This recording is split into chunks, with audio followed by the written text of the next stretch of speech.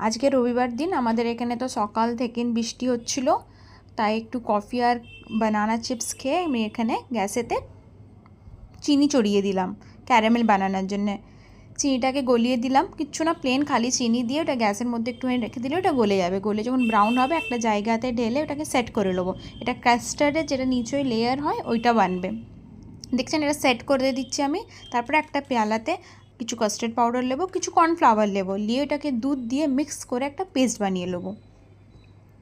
এই পেস্টটা আমরা পরে মিল্কেতে মিক্স করবো, তার মিল্কটা গাঢ় হয়ে যাবে।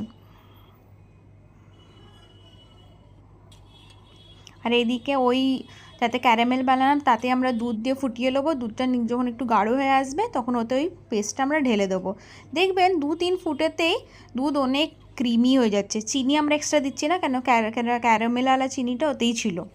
ভালো করে এটা মিক্স করে নেবো। দেখছেন আপনি কত গাঢ় হয়ে যাচ্ছে। গাঢ় হতে ওটা এতে দিয়ে চিনির ক্যারামেলের লেয়ারের ওপরে ঢেলে ওটাকে একটু ঠান্ডা করে নেবো। ফ্রিজে রেখে ঠান্ডা করার পর